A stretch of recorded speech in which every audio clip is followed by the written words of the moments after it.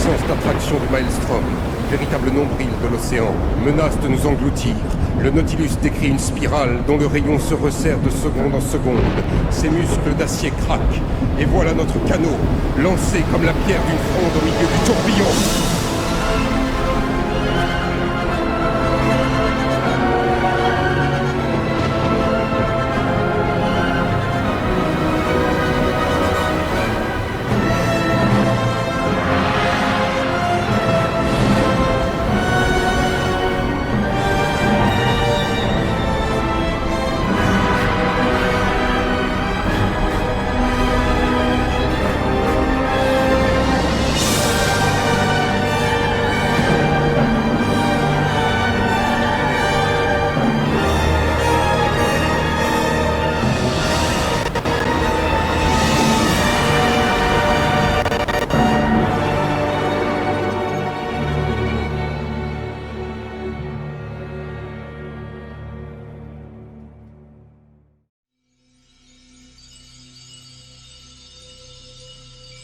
Vous êtes-vous déjà demandé comment est construit un produit Lego ? Comment de nouvelles pièces sont imaginées ? Comment un modèle est construit et comment le design graphique des éléments autour de lui sont créés ? Toutes ces interrogations attisent ma curiosité depuis un bon bout de temps. J'ai donc décidé de mener l'expérience par moi-même. Aujourd'hui, je vais vous montrer comment j'ai imaginé un concept de produit, designé, prototypé et produit une toute nouvelle pièce, construit la version finale du produit, créé des éléments graphiques et une identité visuelle. Pour mener à bien ce projet, il faut trouver un socle, une référence autour de laquelle il sera possible d'articuler le produit. Après plusieurs jours de réflexion, j'ai décidé d'abandonner Star Wars et toutes les licences de la pop culture moderne pour me concentrer sur des œuvres plus anciennes. Bien que grand admirateur de ces thèmes, je voulais m'approprier un univers moins connu, moins traité par les créateurs Lego, pour m'affranchir des contraintes esthétiques communes et inconsciemment imposées. J'ai commencé à faire le tour des bibliothèques chez moi pour trouver la source d'inspiration que je cherchais. Mon choix s'est finalement fixé sur le célèbre livre de Jules Verne, père de la science-fiction française, 20 000 lieues sous les mers. Ce roman de 1870 raconte les péripéties du professeur Aronnax à bord du Nautilus, 17 ans avant la création du premier sous-marin en 1887. En plus d'être désormais dans le domaine public, et donc libre d'adaptation, cette aventure sous-marine dispose d'un atout de taille pour une adaptation en briques, le Nautilus. Engin surréaliste pour l'époque, voyageant dans des lieux inconnus et hostiles, ce sous-marin est un véritable faucon millénium du 19e siècle. Et quoi de mieux qu'un véhicule de science-fiction mythique pour guider le projet ? Mon choix étant fixé, il faut désormais choisir quelles seront les lignes directrices du design. Je raye immédiatement de la liste le design du film de 1954, bien trop connu et exploité, pour me rapprocher des écrits de Jules Verne. Il décrit le Nautilus comme ayant l'aspect d'un cylindre allongé, adoptant sensiblement la forme d'un cigare.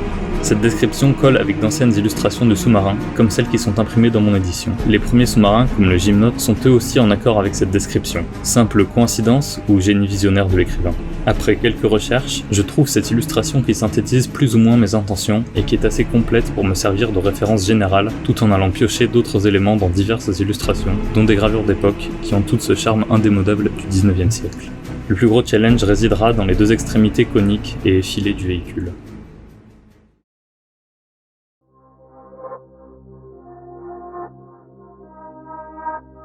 Quand j'ai eu cette idée de recréer les étapes nécessaires à la création d'un produit Lego, je savais que je voulais créer une pièce. Je voulais créer quelque chose de vraiment utile, une pièce qui ouvre de nouvelles possibilités créatives. D'expérience, je sais que les formes coniques font partie des géométries les plus complexes à créer en Lego. Deux choix se présentent actuellement si vous souhaitez réaliser des formes de ce type. Utiliser ce qu'on appelle des métapièces, de grosses pièces d'un seul bloc, mais en perdant tout contrôle sur l'angle du cône en plus d'avoir peu de formes disponibles, ou alors, deuxième option, improviser avec des techniques de construction au sacrifice de la stabilité et de la solidité. Pour moi, il est impossible de renoncer à la solidité. C'est un des facteurs essentiels dans la conception d'un produit Lego. J'abandonne aussi très vite les métapièces. Elles ne me permettront pas d'obtenir les formes que j'envisage. L'occasion est donc parfaite pour se pencher sur la réalisation d'une nouvelle pièce. Je me fais alors un cahier des charges pour définir les fonctions de ma future pièce. Je souhaite qu'elle permette de réaliser une forme conique, de longueur et d'angle variable, soit compatible avec le plus de pièces Lego déjà existantes, ne se cantonne pas à un usage unique et ne limite pas la créativité. Avec ces directives, j'essaye d'imaginer comment pourrait être ma pièce. En me basant d'abord sur une forme ronde, je décide ensuite de séparer en 4 parties le cercle, ce qui multiplie les potentiels usages et maximise la compatibilité avec les autres pièces Lego. Partant de là, je commence la conception sur SolidWorks en respectant les différentes cotes des pièces officielles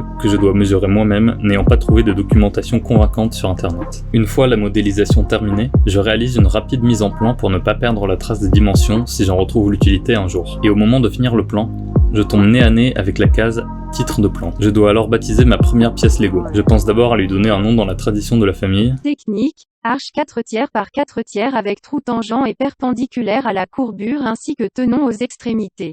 Mais non, ça ne colle pas. Il faut quelque chose qui claque plus. C'est une arche, compatible avec le système Lego Technic, Tech Arch, simple et efficace. Avec ses 9 points d'attache, cette pièce est aussi bien conçue pour fonctionner seule que combinée avec d'autres.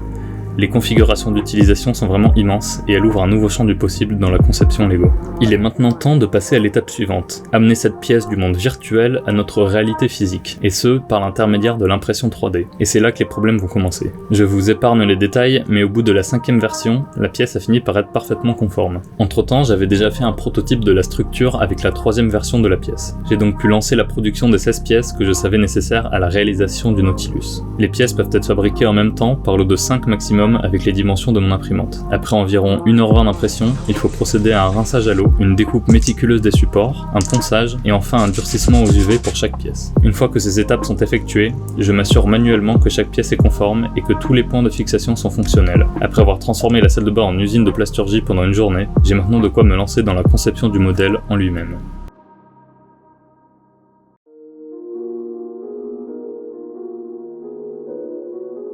Avec cette nouvelle pièce en main, je sais déjà, ou du moins j'espère, que la réalisation du modèle me posera très peu de problèmes. Ayant déjà prototypé la façon de réaliser le cône au préalable, la Tech Arch m'offre la liberté de me concentrer pleinement sur la solidité du modèle. Malgré quelques problèmes inhérents à la conception Lego et rapidement solutionnés, la construction du modèle s'avère être un long fleuve tranquille par rapport aux autres projets que j'ai pu mener auparavant. En plus de ça, les 16 Tech Arch positionnés en 4 cylindres aux extrémités du modèle se révèlent être un gage de solidité impressionnant, au point que le Nautilus peut être attrapé, soulevé et manipulé par quasiment n'importe quel point. J'arrive à retrouver cette sensation de solidité et de durabilité propre au set Lego officiel, et j'ai alors l'impression de me rapprocher encore un peu plus du but recherché. J'essaye aussi de m'inspirer des techniques et des pièces souvent utilisées dans les modèles officiels. J'utilise par exemple beaucoup de plate round 2x2 with rounded bottom pour assurer la solidité de divers sous-assemblages, comme les panneaux qui forment les cônes. Eux-mêmes utilisent une technique de rotule que j'apprécie beaucoup, combinant un Technic pin with friction wedges and towel et une plate modified 1x2. Pour cette création, je m'oblige par ailleurs à ne pas utiliser de techniques dites illégales, c'est-à-dire, selon la définition officielle, des techniques qui imposent des contraintes mécaniques trop importantes sur les pièces, les abîmant à long terme.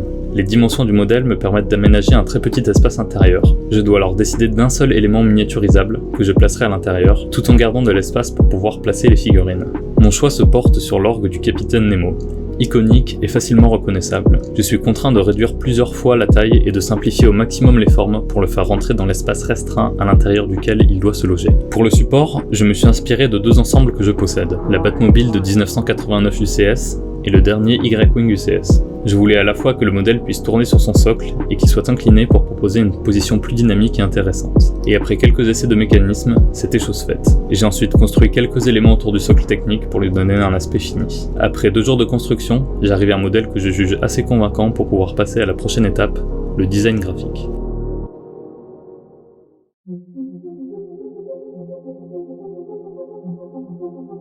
Pour moi, il s'agit de la dernière étape de l'expérience que je mène. Maintenant que le modèle est construit, je vais réfléchir au design graphique des parties qui seraient en théorie sérigraphiées, dont les figurines. Je vais également tenter de recréer une identité visuelle proche de celle utilisée par le groupe Lego pour des éléments de communication, comme les photos de mise en situation sur leur site, ou les box art de leurs produits. Je commence donc dans un premier temps à dessiner les stickers sur Illustrator. C'est une étape où il faut faire attention à ce que l'on fait pour ne pas avoir des styles graphiques qui s'éloignent trop de ce que produit Lego. En m'inspirant des stickers officiels, je commence donc à tracer des formes simples qui formeront un hublot. Je fais attention à choisir exactement les mêmes couleurs que celles disponibles dans la palette officielle Lego grâce au code RGB, pour ne pas avoir de trop grosses différences avec les vraies couleurs des briques lors de l'impression. Je respecte quelques règles que je déduis moi-même après observation, comme l'interdiction de faire un dégradé de couleurs par exemple. Une fois mon premier hublot fini, je le duplique 3 fois pour en faire 3 variantes qui seront dédoublées de chaque côté du Nautilus, avec chacune des traces de rouille différentes. À ce moment, j'ai également l'idée de recréer des stickers pour l'intérieur des hublots, mais finalement, cette idée n'aboutira pas. Je complète le set de stickers avec le N sur fond doré qui ira se fixer sur le support. C'est donc la fin de la partie simple. Il est maintenant temps de passer aux figurines. Et c'est la première fois que je vais m'attaquer au design de figurines sur ordinateur, si on ne compte pas 2012.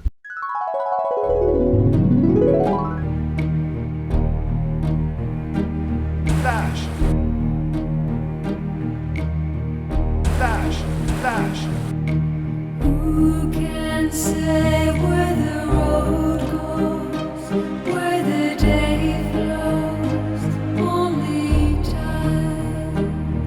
Bref, cette fois-ci je reste sur Illustrator, et après avoir téléchargé une image des contours d'une figurine, je me mets au travail. Je commence par le capitaine Nemo, grandement inspiré par l'acteur du film de 1954. Cette fois, je suis moins convaincu par les vieilles illustrations du personnage que par celles du Nautilus. Je m'inspire de différentes figurines Lego pour arriver à ce résultat que je trouve plutôt satisfaisant, et qui est vraiment un travail de compréhension graphique pour proposer un résultat cohérent. Le professeur Aronnax, que je réalise ensuite, est quant à lui une adaptation totalement libre du personnage, à la manière dont je l'imagine, petit veston rouge bordeaux et manches retroussées. Avec mes expériences passées, je sais que autant faire des stickers sur des surfaces planes comme les hublots ou des plaques d'information comme j'ai eu l'occasion de le faire, permettre des rendus finaux corrects, autant faire la même chose sur des figurines, notamment sur les bras et les jambes, peut s'avérer très compliqué et surtout très laid. Je décide donc de ne pas me compliquer inutilement la tâche et je me lance dans des rendus 3D sur Blender, faisant intervenir des notions d'UV mapping et autres joyeusetés, ce qui finalement me complique la tâche, mais pas autant que si j'avais voulu en faire des versions physiques. Et c'est donc avec une grande joie que je vous présente le capitaine Nemo, intrépide commandant du Nautilus.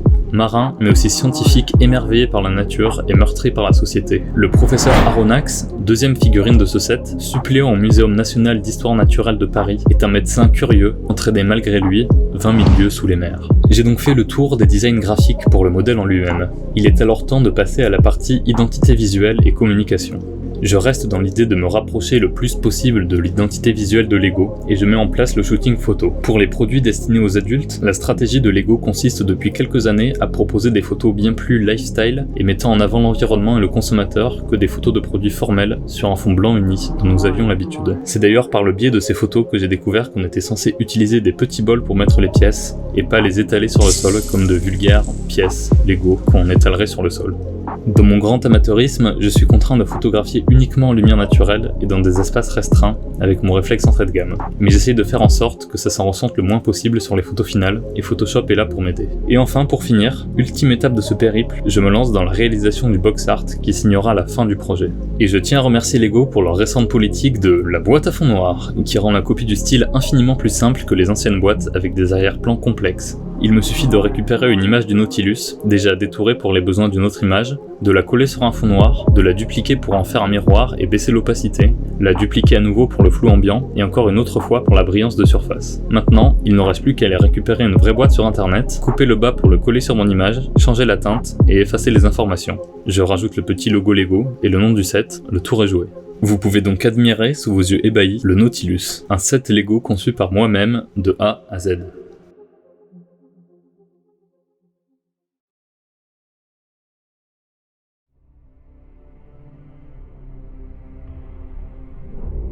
Que peut-on conclure de cette expérience? Les produits officiels Lego sont conçus pendant plusieurs mois. Chaque modèle requiert une équipe entière. Des études de marché sont probablement menées régulièrement. Il y a des phases de test avec des consommateurs, tout un processus administratif qui aboutit à la sortie d'un produit de ce type. Quand une nouvelle pièce est créée, des ingénieurs doivent concevoir un nouveau moule qui doit être usiné avec une grande précision par des sous-traitants. Les machines doivent être réglées à la perfection par des techniciens aguerris pour que la production se déroule bien. Il y a ensuite toute une problématique de logistique, de gestion des stocks et bien d'autres enjeux encore. Alors oui, je n'ai pas accompli toutes les étapes qui mènent à la commercialisation d'un set Lego, mais en 2 semaines et en totale autonomie, j'ai pu me glisser dans la peau d'un directeur artistique, effectuer un travail de conception de bureau d'études, manipuler des briques à la façon d'un designer Lego, créer des images 2D et 3D comme le ferait un graphiste. Cette multitude d'expériences en un temps si court a vraiment été une aventure incroyable, et même si je reste à une certaine distance des rendus professionnels de la plus grosse entreprise mondiale du jouet en 2022, je suis content d'avoir pu pousser l'expérience aussi loin. Et seul, du haut de mes 19 ans, dans ma chambre, je n'ai eu besoin que de quelques centaines de briques, d'un ordinateur et d'une passion sans mesure pour ce que je fais. En apercevant à travers un filet de pêche le calme trompeur de la mer, je songe à la question posée il y a 6000 ans par l'Ecclésiaste. Qui a jamais pu sonder les profondeurs de l'abîme? Je ferme les yeux et murmure.